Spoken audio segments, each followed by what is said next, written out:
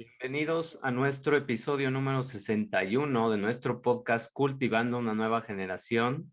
En esta ocasión nos toca hablar de la psicobiología de la resiliencia y nos vamos a ir muy adentro en la investigación de qué es la resiliencia, cómo es que tu cerebro se acopla a ciertos mecanismos cuando estamos bajo intensas cantidades de estrés o cuando tenemos algún trauma emocional, cómo es que nos adaptamos, qué es lo que está pasando, no nada más con la parte psicológica, sino también con tu genética, cómo hay genes, cómo hay sustancias que se van moldeando a través de este proceso de la resiliencia que es similar a lo que pasa con las mariposas cuando están en ese capullo, que están creando fuerza, que están transformándose, que literalmente su cuerpo va a cambiar completamente. Exactamente eso es lo que pasa en nuestro cerebro cuando nosotros nos enfrentamos a ciertos tipos de estrés, cuando tenemos una adaptación sana hacia ciertas circunstancias que son, por supuesto, estresantes o que nos están retando en nuestra vida y que nos dan una cierta capacidad de volvernos más fuertes. Esa es toda la ciencia que vamos a ir revisando en este episodio y muchas de las cosas que vamos a ir hablando es un mini resumen. Entonces, para hablar de este tema, me basé en un artículo del autor Feder del 2009, que es Psychobiology and Molecular Genetics of Resilience, en el journal Nature Reviews, que es uno de los más importantes en neuroscience. Y este artículo nos habla de toda esta parte genética, epigenética y toda la parte molecular de lo que está pasando en tu cerebro. Entonces, vamos a ir viendo qué ha pasado en las investigaciones recientes que se han comenzado a identificar mecanismos ambientales, genéticos, epigenéticos y neuronales que están atrás de todo este proceso de la resiliencia y han demostrado que la resiliencia está medida o mediada por cambios adaptativos en varios circuitos de nuestras neuronas que involucran numerosos neurotransmisores y vías moleculares. Estos cambios dan forma al funcionamiento de todos tus circuitos neuronales. Estás realmente creando nuevas autopistas en tu cerebro que van a regular la recompensa, el miedo, la reactividad emocional y tu comportamiento social. En conjunto se cree que todos estos sistemas regulan el manejo exitoso del estrés. Por eso hay personas que bajo ciertas condiciones de estrés, por supuesto, no un estrés crónico ni algo muy grave que te está pasando en tu vida, reaccionan mucho mejor. O sea, bajo presión reaccionan mucho mejor. La resiliencia se refiere a la capacidad de una persona para adaptarse con éxito a un estrés agudo, a un trauma o a formas más crónicas de adversidad. Por lo tanto, un individuo resiliente ha sido puesto a prueba por la adversidad y continúa demostrando que tiene respuestas adaptativas de estrés, tanto psicológicamente, fisiológicamente, y crea una alostasis psicobiológica. ¿Qué significa esto de la alostasis? Pues es la regulación de tus sistemas biológicos y toda la señalización de moléculas que tienes internas. Es como un sistema de amortiguación que tu cuerpo crea para adaptarse a los diferentes neurotransmisores y a todas las moléculas que se empiezan a liberar bajo un proceso de adversidad, trauma o estrés agudo. Eso es la alostasis, es un amortiguador psicobiológico y eso es lo que está pasando en tu cuerpo.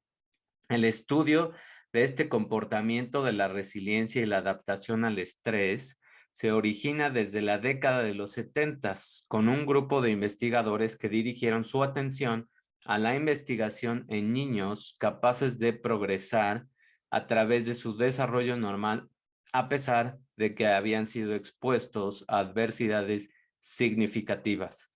Durante muchos años, la investigación de este tipo de niños se centró en identificar los determinantes psicosociales de la resistencia al estrés, como las emociones positivas, la capacidad de autorregulación, la competencia social con sus compañeros y un vínculo estrecho con el cuidador principal, entre otros factores. Fíjate bien todos los factores que intervienen en que una persona pueda tener una mejor respuesta al estrés. Emociones positivas, capacidad de autorregularse. ¿Eso qué quiere decir? Que no seas reactivo, que si te cachas en un comportamiento donde estás simplemente reaccionando, pues te hagas consciente y puedas bajarle ahora sí que 2 rayitas a esa reacción. La competencia social, competir socialmente, eso no quiere decir que sea una competencia como se acostumbra muchas veces de hacer que la otra persona fracase. No, es una competencia donde ayudas también a las otras personas a ser más exitosas y un vínculo estrecho con la persona que te está cuidando. Esos son todos los factores que van a ayudar a la regulación del estrés y a que seas más resiliente. Los hallazgos de todos los estudios ahora recientes sugieren que hay influencias genéticas en las respuestas biológicas, como las respuestas neuronales a los estímulos afectivos, que son medidas en imágenes cerebrales, o sea, en electrotomografías, y son más grandes que las influencias genéticas en las respuestas conductuales o de comportamientos complejos.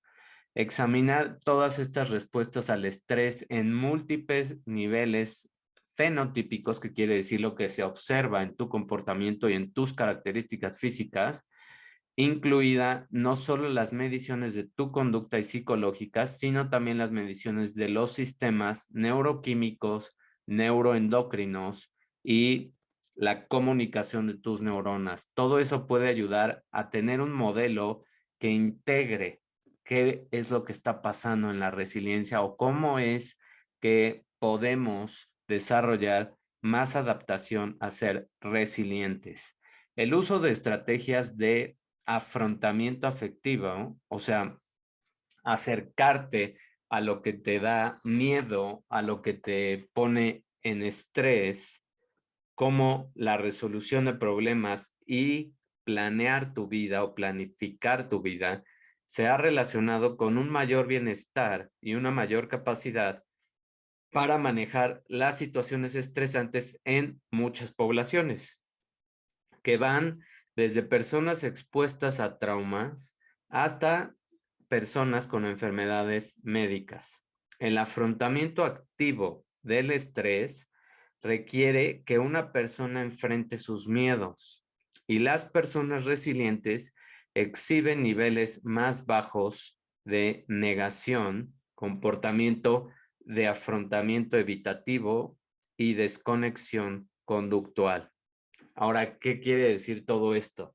Fíjate, las personas que son más resilientes al estrés se enfrentan a sus miedos. ¿Sí? ¿Escuchaste bien? Se enfrentan a sus miedos. No es sobreprotección. No es volverse, en el caso de padres e hijos, no es ser mamá o papá helicóptero, que constantemente esté atrás de sus hijos para ver si hacen bien las cosas, para que no les pase nada, y los cuidan en exceso. Eso lo único que hace es que los hace más incapaces, tanto mentalmente, psicológicamente, emocionalmente, biológicamente. No hace que desarrollen sus capacidades y después crecen como adultos que están en un complejo de negación a enfrentarse a las cosas. Se vuelven completamente apáticos, eh, impotentes en el asunto de resolver problemas y no saben cómo enfrentar la vida prácticamente. Tienen un comportamiento de afrontamiento evitativo. ¿Qué quiere decir esto? Pues que no intentan nada porque piensan que van a fracasar, porque no crearon ese valor interno, esa confianza interna en que pueden resolver las cosas, porque como tuvieron padres que constantemente estaban ahí diciéndoles qué hacer o revisando lo que estaban haciendo o viendo cómo ayudarlos, pues lo único que hicieron fue que crearon personas adultas que no se enfrentan a la vida y que constantemente están dependiendo a sus 30, 40 o hasta 50 años de sus padres.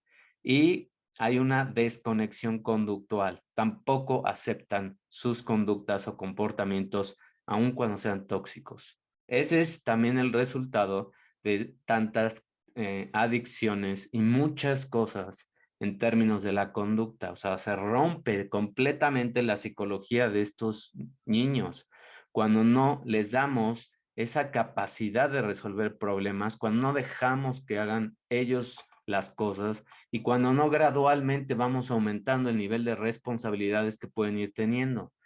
Las personas resilientes también se caracterizan por una disposición optimista. ¿Por qué? Pues porque confían en ellos y tienen emoción, una alta emotividad positiva para enfrentarse a lo que venga en la vida.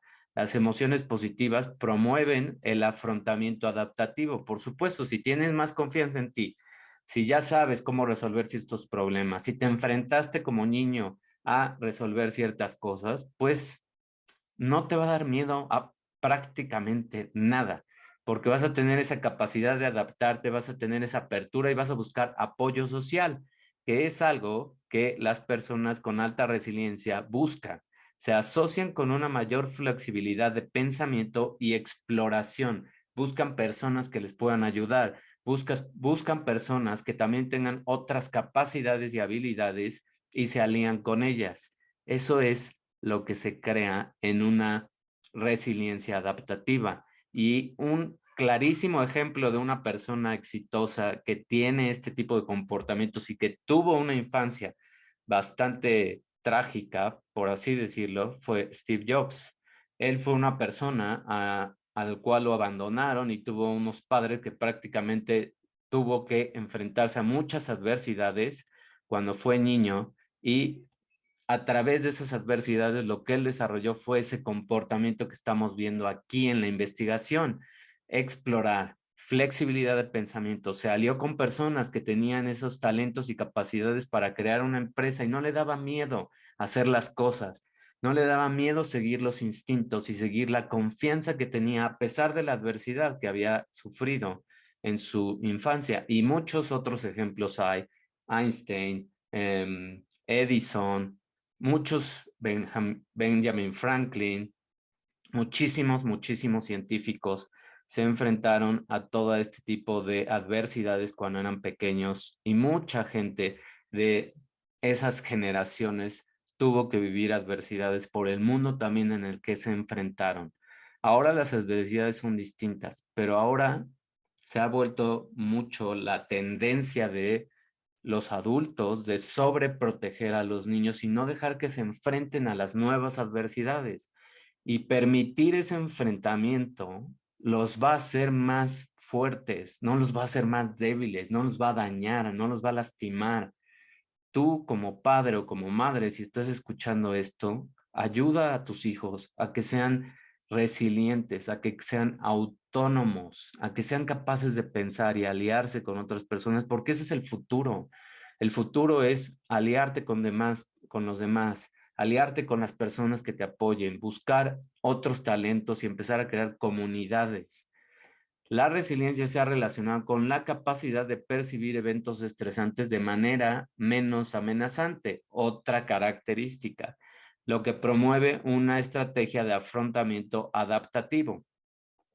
La hormona liberadora de corticotropina o CRH, como se abrevia, es liberada por el hipotálamo en respuesta al estrés, lo que lleva a una activación del eje HPA, que es el eje de hipófisis, hipotálamo y adrenal, y la liberación de cortisol. Todo este eje Es el que empieza a liberar hormonas para regular la capacidad de adaptarte al estrés. El estrés de la vida temprana se ha relacionado con niveles crónicamente altos de esta hormona. Cuando liberamos mucho de esta corticotropina, lo que está pasando internamente es que también las acciones del cortisol a corto plazo son protectoras, pero si se sigue teniendo estas cantidades excesivas de cortisol, que es lo que pasa con la vida moderna, la exposición sostenida a estos niveles anormales altos de cortisol puede ser dañina y provocar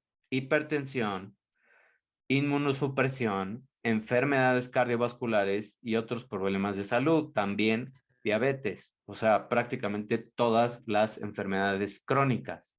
Algunos tipos de cánceres también se activan por todos estos mecanismos. ¿Por qué? Porque estás constantemente en estrés, tu cuerpo está en un sistema de alarma constante y tus mecanismos metabólicos que deberías estar haciendo se apagan porque ahorita estás ante una amenaza, porque tu cuerpo está sintiendo ese cortisol constantemente por mucho tiempo, lo cual no es normal y por eso tienes que tomar esos espacios para relajarte, por eso tienes que tener vida, por eso no tienes que estar trabajando 12 horas o más de las 8 horas que se deberían de trabajar. Y de hecho, hay estudios ya en países europeos y en Japón donde las semanas de 4 días han aumentado la productividad de las personas hasta un 40%. Estás oyendo bien, 40%. Y las empresas están ahorrando más de un 25% en gastos de ausencias o de enfermedades que tienen los empleados. Además, la productividad que están teniendo es muchísimo más alta, lo cual para una empresa es mejor. Esos son simplemente datos de por qué es las diferencias entre ciertos países, ciertas empresas y las empresas que siguen apostando por un modelo de presionar, de estresar y de constantemente molestar a la gente para que conteste a horas que no son ya de trabajo. En varios modelos animales y en algunos estudios de humanos, la resiliencia se asocia con una activación rápida de la respuesta al estrés y su terminación eficiente. O sea, tú respondes al estrés, tu cuerpo se adapta, siente toda esa cantidad de hormonas, empieza a crear esa alostasis o ese efecto de amortiguación y tus hormonas se empiezan a autorregular. La resiliencia se asocia con la capacidad de restringir los aumentos de esta hormona CRH y del cortisol inducidos por el estrés a través de un elaborado sistema de retroalimentación negativa. ¿Qué quiere decir eso? Que cuando tú tienes unas altas cantidades de este tipo de hormonas, tu cuerpo siente esos niveles y automáticamente libera otras sustancias que van a hacer un efecto contrario y va a regular la cantidad de estrés en tu cuerpo. Eso implica una función y un equilibrio óptimo en los receptores de glucocorticoides y mineralocorticoides, que son dos receptores muy importantes en la respuesta al estrés, en la respuesta inmune.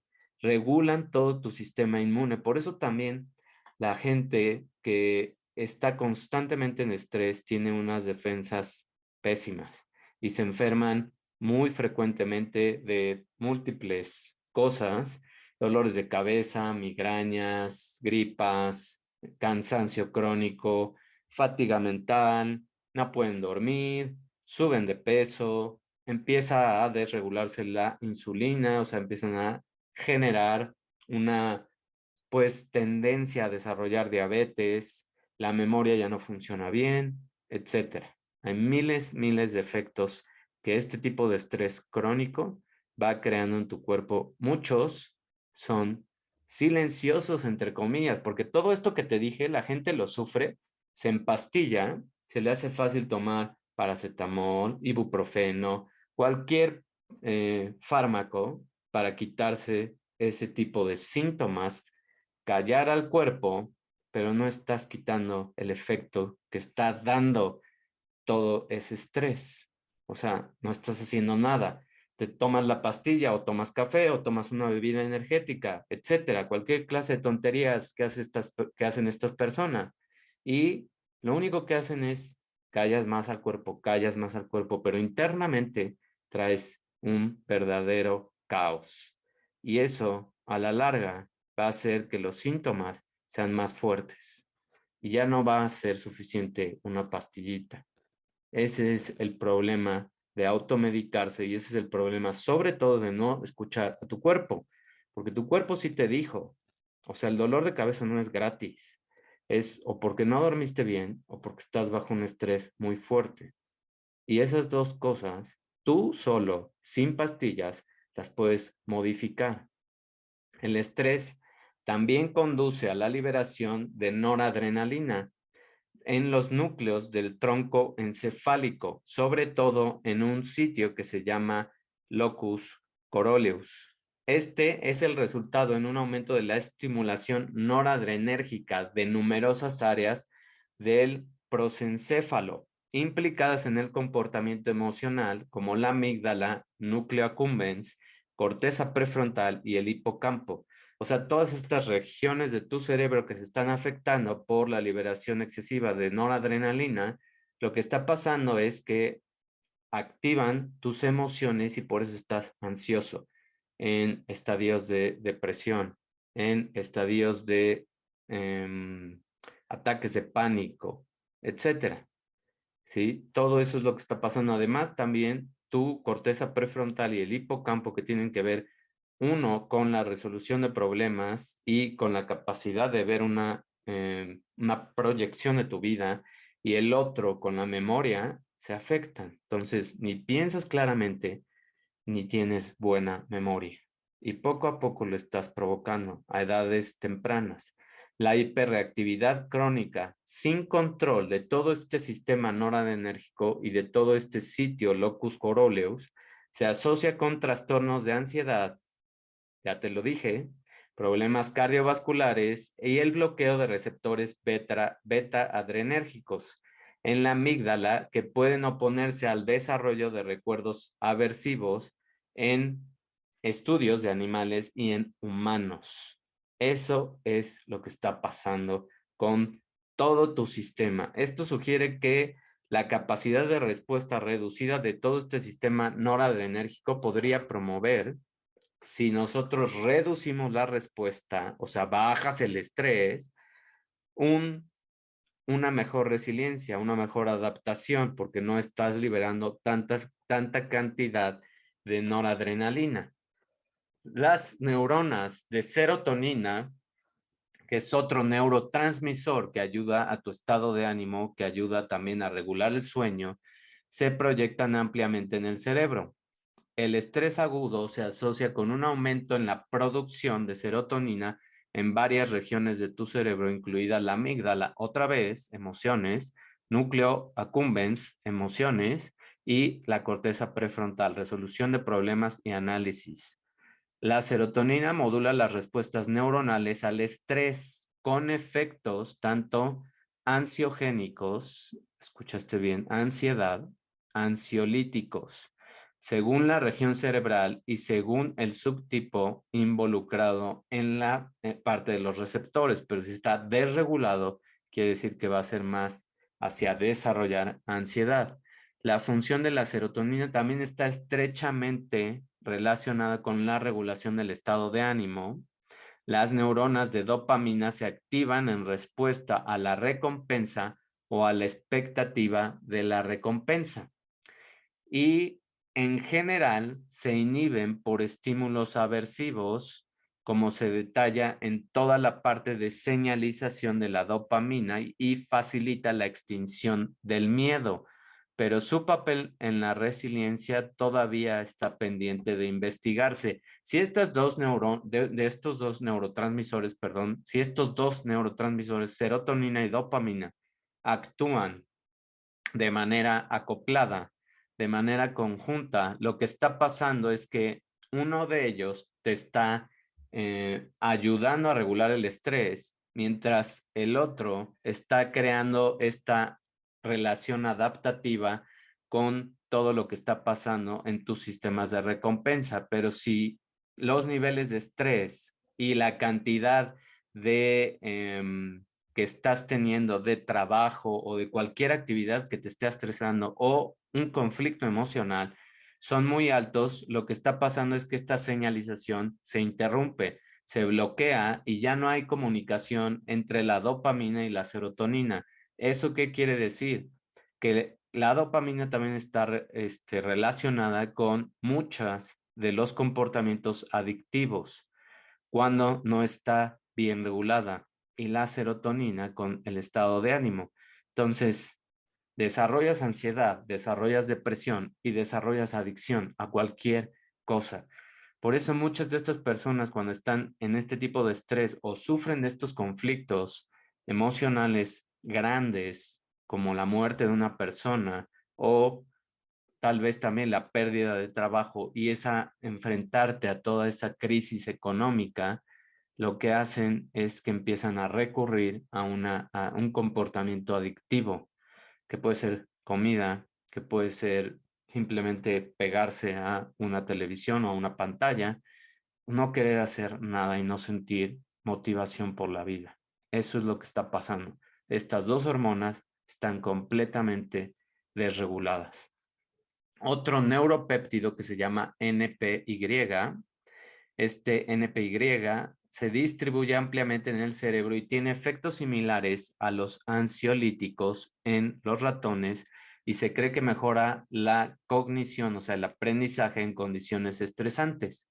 Este péptido también contrarresta los efectos ansiogénicos de la corticotropina en la amígdala, hipocampo, hipotálamo y el locus coruleus.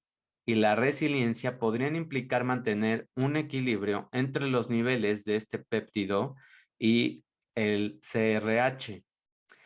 Durante el estrés, si estos dos también ahora están trabajando, el NPY y CRH están trabajando en este tipo de regulación, pues lo que tu cuerpo está haciendo es que está creando este efecto de amortiguación. Ahora entra en acción este péptido y regula la cantidad de corticotropina y cortisol para que la amígdala, hipotálamo, hipocampo y este locus coruleus estén en estado de regulado, equilibrio, de balance, no en paz porque hay estrés, pero sí en un estado más balanceado.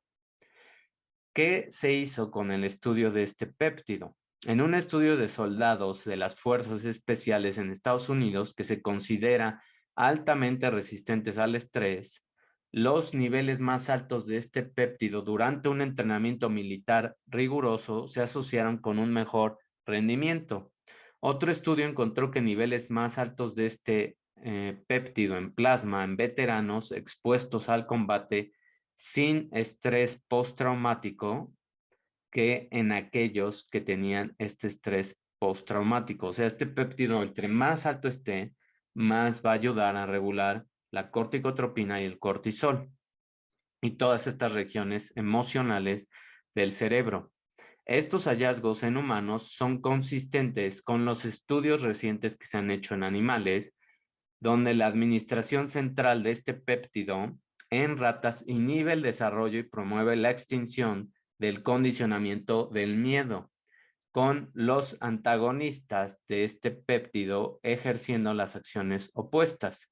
Estos efectos están mediados, al menos en parte, por la amígdala. Fíjate qué importante es este péptido. Y este péptido también está relacionado con la ingesta de alimentos controlada, o sea, no con comer impulsivamente, sino con realmente estar, pues, en un patrón de alimentación mucho más sano, que es comer 3 veces solamente durante el día y espaciar el tiempo de alimento en la noche, o sea, ayunar más de 8 horas, más de 10 horas, más de 12 horas, idealmente entre 14 y 16 horas. Esos son los datos también de regulación de este péptido. Otro neurotransmisor que entra aquí en el juego es alguien muy importante que ya hemos mencionado en otro tipo de estudios y de pláticas sobre el ejercicio, y es el BDNF, que es el Brain Derived Neurotrophic Factor, o sea, el factor neurotrópico derivado del cerebro, neurotrófico, perdón, derivado del cerebro. Este BDNF es un importante factor de crecimiento de neuronas que se expresa en altos niveles en el cerebro y es mejor conocido por su papel en modelos de ratones en la promoción del funcionamiento del hipocampo en el adulto, incluida la sobrevivencia de las neuronas, fíjate, incluida la sobrevivencia de las neuronas de células granulares recién nacidas a lo largo de la vida adulta. Fíjate qué importante, o sea, si haces ejercicio y regulas tus patrones de alimentación, este tipo de péptidos y de neurotransmisores también se regulan y estás causando un efecto emocional en la parte de cómo actúas ante el estrés. ¿Ya viste que todo está conectado? ¿Ya viste que es salud integral? Y por eso es que hay 5 pilares en lo que estoy apoyando en cursos y en entrenamientos y en consultas con las personas, porque tienen que entender qué está pasando, porque todo está conectado. Cómo comes, cómo duermes, el estrés, el ejercicio, todo está conectado porque tu cuerpo señaliza con diferentes moléculas y regula muchas de las regiones de tu cerebro con estas sustancias. En los ratones, el estrés disminuye la expresión de este BDNF en el hipocampo y ese efecto que se revierte con un tratamiento crónico con antidepresivos, lo cual pues nadie quiere. Se han observado hallazgos similares en el hipocampo del humano examinado después de la muerte. O sea, en animales y en humanos, el estrés que estamos provocando está desregulando también esta sustancia BDNF y está provocando que el hipocampo no tenga una buena retención de lo que te está pasando en tu vida. O sea, afecta tu memoria y afecta la sobrevivencia de neuronas.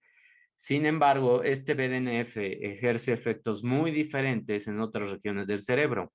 El estrés crónico aumenta la expresión de este BDNF en el núcleo accumbens de los roedores, o sea, de los ratones, y esto se ha relacionado con efectos similares a los de la depresión en varios ensayos de comportamiento. También mucha cantidad por el estrés de este péptido y de este neurotransmisor, lo que hace es que crea depresión. Curiosamente, esta inducción de BDNF está causalmente relacionada con el grado en que los ratones son vulnerables frente a resistencia de los efectos nocivos del estrés. Por ejemplo, un afrontamiento pasivo, un aislamiento social y una anedonia. ¿Qué es anedonia? Apatía crónica. No quieres hacer nada, no hay motivación y estás entrando a un episodio de depresión. Y los individuos resistentes no muestran aumentos en los niveles de BDNF. Los humanos con depresión también muestran niveles elevados de BDNF en el núcleo accumbens, lo que destaca los efectos muy diferentes que ejerce el BDNF en diferentes circuitos neuronales. Fíjate lo que dije aquí y lo que significa todo esto en cuanto al BDNF. En cuanto más estrés y más crees que eres vulnerable, no tienes confianza en ti y no te enfrentas también a retos y tu vida está prácticamente resuelta, ¿qué está pasando? Hay un afrontamiento pasivo, te aíslas socialmente y eso es lo que nos hicieron 2 años. ¿Por qué lo hicieron? Pues todo tiene una causa para empezar a crear todos estos efectos psicológicos en las personas. Y anedonia, la gente no tiene ya una razón fuerte para seguir viviendo. Viven en modo automático, viven sin darse cuenta de ahora el nuevo estrés que están teniendo y crean todos estos comportamientos desregulados de los diferentes péptidos que hablamos.